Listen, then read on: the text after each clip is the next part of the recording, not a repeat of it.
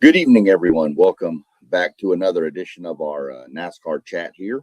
We're going to be looking back at the O'Reilly Auto Parts Series, along with the NASCAR Cup Series, and a quick mention on the IndyCar Series as well. So, kind of weird to have NASCAR and IndyCar on the same track on the same weekend, but it happens, once in a while. They work it out, and it's a really neat little event to watch both styles of cars, the open wheel Indy cars, which are faster than the NASCARs, the stock cars, but their little high pitched sound of their engine versus the big rumbly V8 of NASCAR is just totally different. But they have to do it on more of the flat style tracks. The Indy cars can't handle, not that they can't handle it, but going on the high banking on some of the tracks puts so much G forces on the driver in the Indy cars. It has been almost to the verge of where there's a fear of it would make them black out because the G forces would be so high. So, safety reasons for that, of course, but it's always a good weekend when those two team up. This is actually the second weekend in a row. However, last weekend they weren't with the Cup Series; they were with the Truck Series, and a little different, idea. And that was out in St. Petersburg on a street course in Florida versus this is on an actual track, Phoenix. So the winner of that race, just to throw this one out there real quick, was Joseph Newgarden. A little bit more on him and who he drives for here coming up in a few minutes, just because it made a really interesting storyline for the weekend out in Phoenix. If you remember me talking about, the team that dominates a lot at that track from the preview episode. So we'll jump into the O'Reilly series real quick. Another one of the guys I mentioned to watch, Justin Allgaier. He was, the winner of it. I mean, and I kind of figured he would be. I'm going to go ahead and share my screen here real quick, and we'll look at the standings of the race. This is the finishing order of the race. So, Justin Allgaier, look, he led 11 laps, and he won. It's not how many laps you lead. As long as you lead the last one, it's the only one that matters. Jesse Love, another name I mentioned, Carson Kvapil, who I really, really enjoy watching. Sheldon Creed from Haas Factory Team. The names I mentioned in the preview are the names you're seeing up here at the top. The one that's missing is Austin Hill. I thought he would run better, but, it's just not his day. It happens. That's what's crazy about this sport. You can be the best car, the best driver, whatever you want, and it just doesn't work out for you. Look, William Byron's a Cup Series veteran, and then he's down here in 13th. I'm trying to see. I think there was another Cup Series guy driving in this race, too.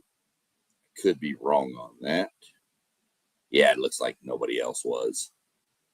So, you got your Allgaier, Love, Kvapil, points they earned based on winning the race and stage points earned.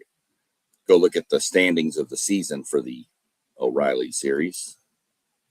Skip that, jump over here. And you'll see Justin Allgaier with that win has jumped Jesse Love. Actually, I don't know why it went back to that. Hold on a second, folks. Let me jump over here. There we go. Now you can see that Justin Allgaier has jumped Jesse Love, who was him and Austin Hill were 1-2 going into this weekend. Austin Hill was 1, Jesse Love was 2, I believe. Yeah, he was. He went down 2 spots. But Justin Allgaier jumped them both, so he took away the lead from the teammates. These two are teammates, Jesse Love and Austin Hill.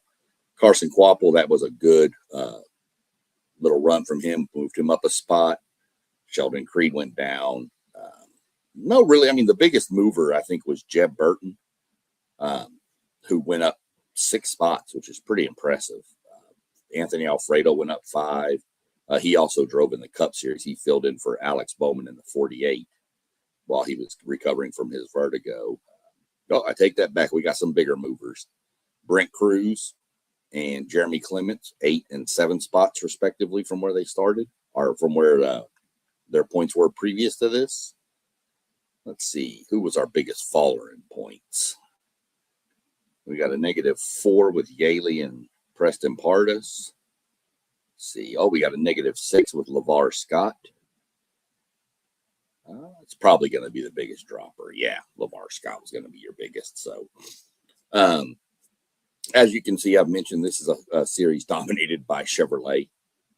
I mean, there's like 2 or 3 Fords and like 7 or 8 Toyotas, and the rest are Chevys. So, if you can bet on a manufacturer to win one of these races, bet Chevrolet. Your odds are super high. Now, payout's probably not real good, but your odds are super high. So, then if you look at what's crazy about the stage points and how much it is to win a race now, Justin Allgaier sits first place with 184 points. He's only led 13 laps all year.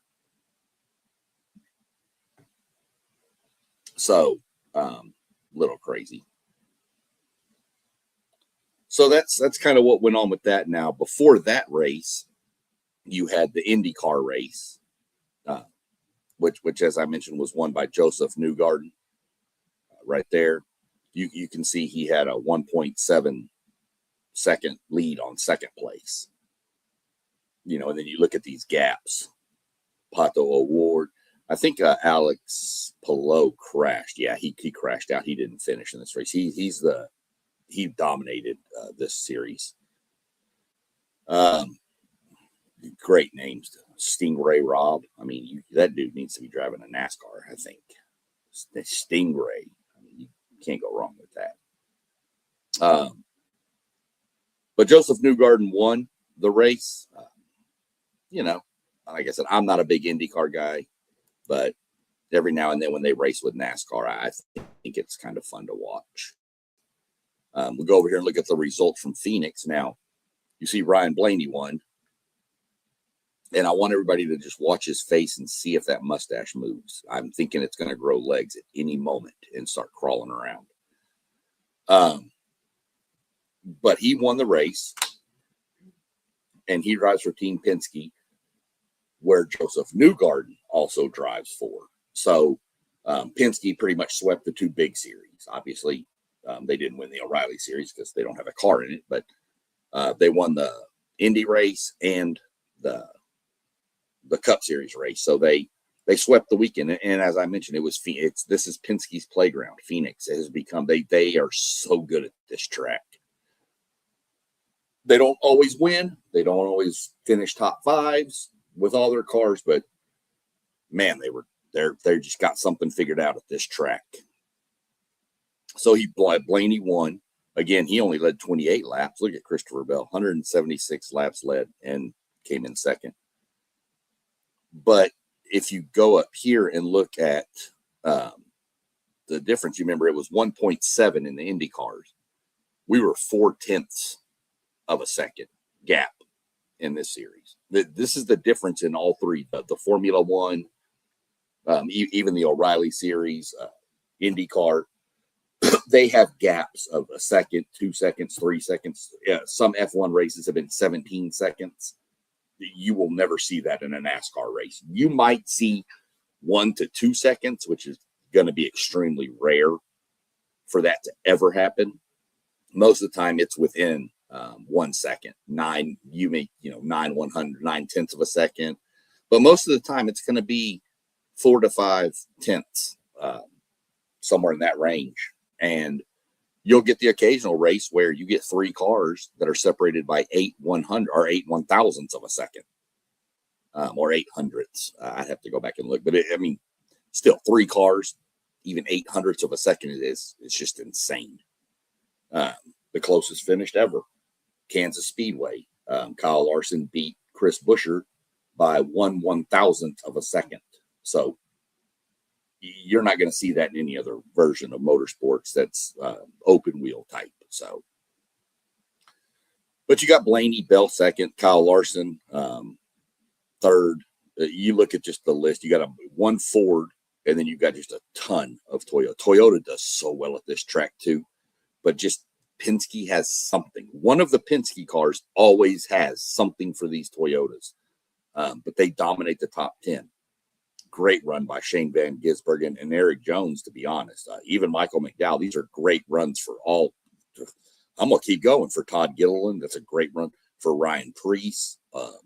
Those are great runs by those guys. Kyle Busch, not really a great day. Chase Elliott finished 23rd. He's the most popular driver. Ross Chastain, 28th. Logano. Now Logano got involved in a crash late, so that's why he's out of the race. Josh Berry was involved in the same crash. So those two took each other out. They didn't wreck each other. They were wrecked. Logano got spun, and then Berry just happened to be there, which seems to be Josh Berry's mantra.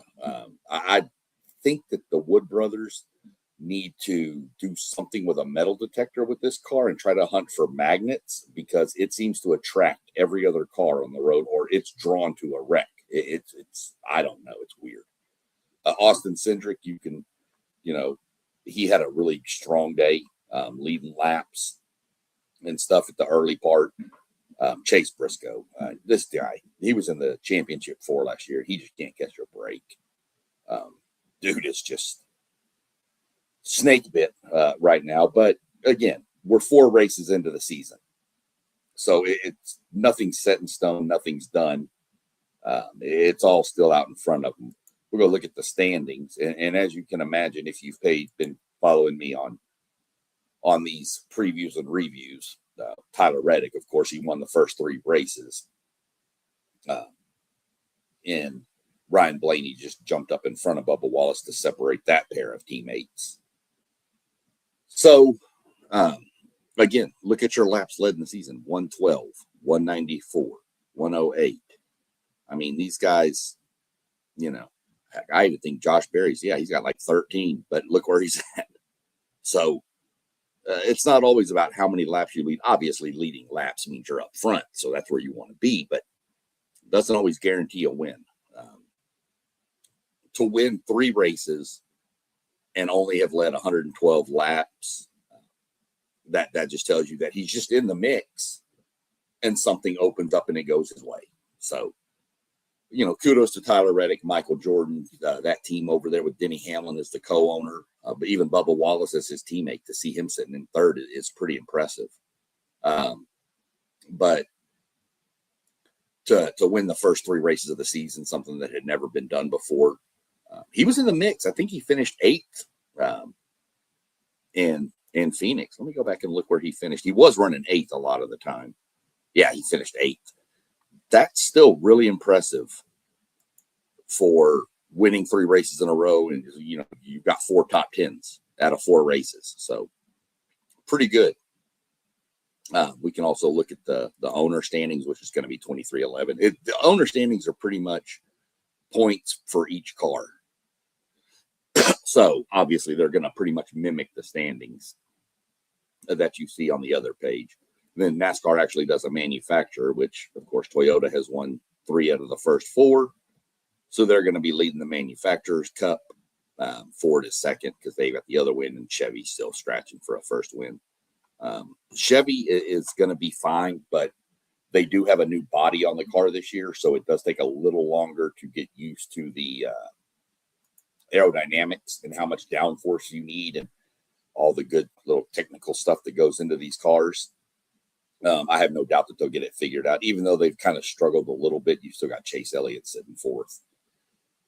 So our biggest droppers of the week, we'll look at those first. You got Chase. He went down 1 position. Let's see who's our biggest dropper. Allmendinger went down 5. Carson Hocevar 4. Daniel Suarez dropped 10 positions. That's more than likely going to be the biggest dropper. He was involved in an incident, so that's going to happen when you're early in the season too, and there's not a lot of separation. Cole Custer dropped 6. Hey, Josh Berry only lost 3 positions. That just tells you he wasn't in a really good place going in. Biggest movers, let's see who we got here. So far, we got Eric Jones that checks out number 7. Or 7 positions up. Let's see. Well, Denny Hamlin, yeah, he had a rough start to the season, so a good finish like he had here in Phoenix is going to skyrocket him up. Let's see, that should be the highest mover. Oh, no, Christopher Bell went up 18. Of course, Christopher Bell was like in 32nd position or something. I mean, or 20, what would that be? He went 18 positions up, so he was in 24th. But coming in second place, getting stage points, that's where all that comes from. So that's definitely the biggest mover. If we started the playoffs or the chase, I'm going to call it the playoffs, and it's wrong. It's the chase.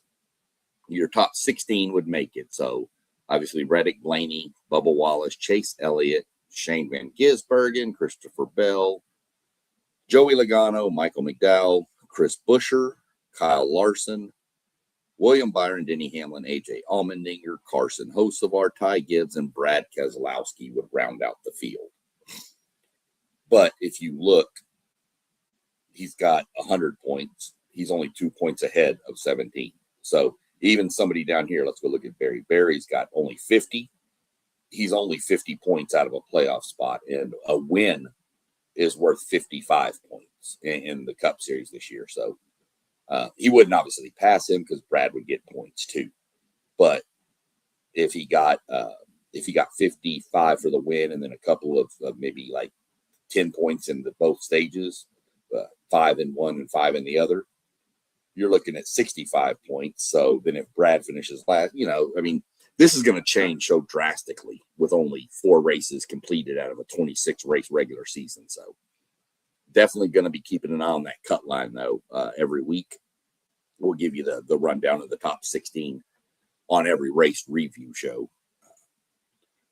But again, congratulations to Ryan Blaney and Team Penske for the just pure domination out there.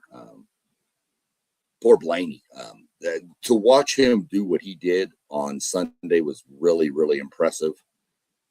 They went into the pit. They had a loose tire. They had to come back in, tighten it up. He had to start at the back of the field. Got that fixed, went back out, drove all the way back up into the top 10, came to another pit, left, had another loose wheel, had to pull into Joey Logano's pit box to tighten it, actually, his teammate. But that's a penalty. So he had to go to the back of the field again, and then just methodically just works his way all the way to the front. Comes down to the end of the race, and there's a late race caution. People come in for tires and pits and stuff, and he takes 2 tires. Christopher Bell took 4. Pretty much the same scenario played out as it did last year in the championship race, where they came in late. Denny Hamlin took 4, and Kyle Larson took 2, and Kyle Larson held him off and won the championship. Same exact scenario. I think if Christopher Bell takes 2 tires, he probably wins that race. But they took 4, thinking it would be the better option. And Blaney took 2, got the track position. The key to it was Blaney got to the lead very fast and was able to pull away. He wasn't held up in traffic because Christopher Bell was faster on 4 tires. Believe it or not, 4 tires makes a huge difference versus 2 tires. So,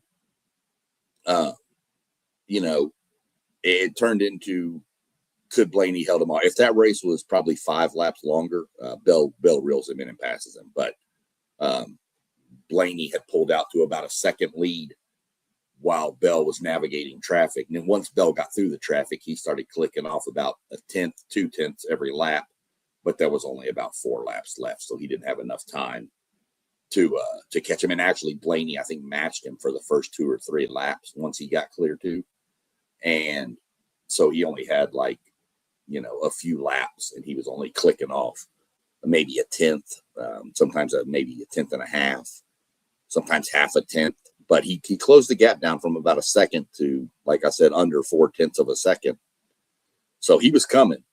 Blaney just held on and did what he did and takes the win. It was really good to see. Really exciting. Like to see Ryan Blaney win.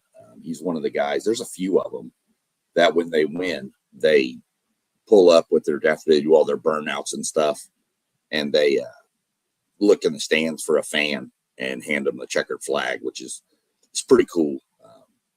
Especially when it's like a younger kid, that kid's going to have that memory forever. Probably going to be a NASCAR fan forever because of that one. Somebody, Ryan Blaney, handed him a flag. So it's, off to Las Vegas this week. Las Vegas is a fun track.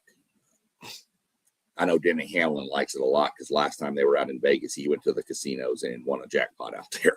So I know he likes it. I know Josh Berry likes it because he got his first ever Cup Series win there last year. So like the track, fun track, a 1.5 mile track. So we'll go back. We'll drop from the 750 horsepower down to 670 for this race.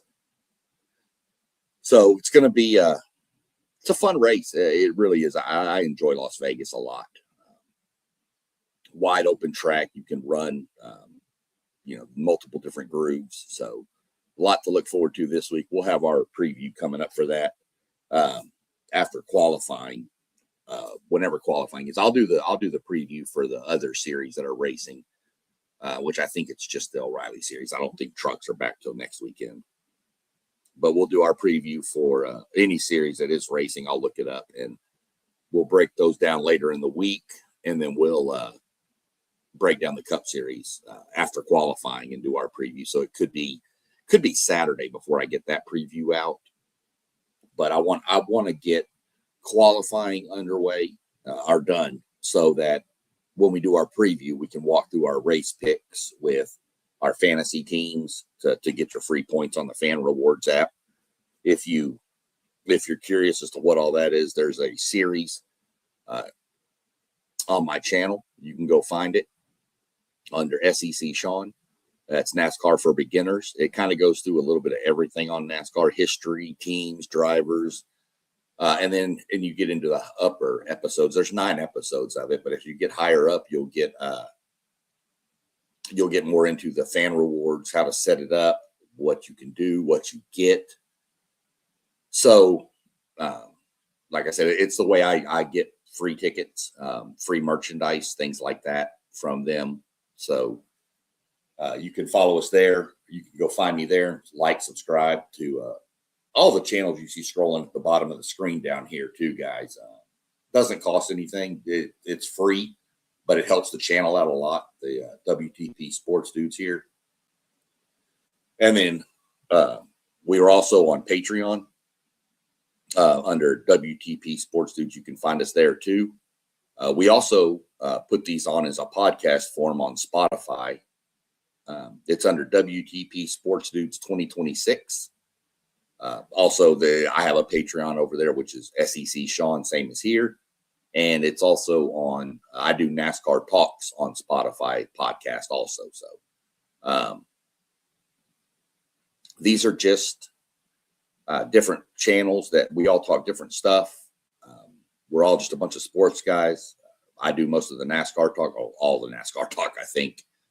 But we'll probably be breaking down basketball tournaments this week. For the men, we'll be talking some of the NFL crazy free agency. So just tune into all of it. Hit the like, subscribe, share, hit the little notification bell, and you'll know when any of us are going live. And like I said, you can go check us out on Patreon. There's going to be some stuff put on Patreon for memberships for people that are paid members. That's going to be exclusive, some behind the scenes type stuff. So keep that in mind when you like and subscribe. Other than that, y'all have a good evening, and we'll be back tomorrow around 7:45, I think, with the whatever we're going to talk about tomorrow, which I'm pretty sure is going to be a lot of college basketball. So other than that, y'all have a good rest of your evening, and we'll see y'all on the next one.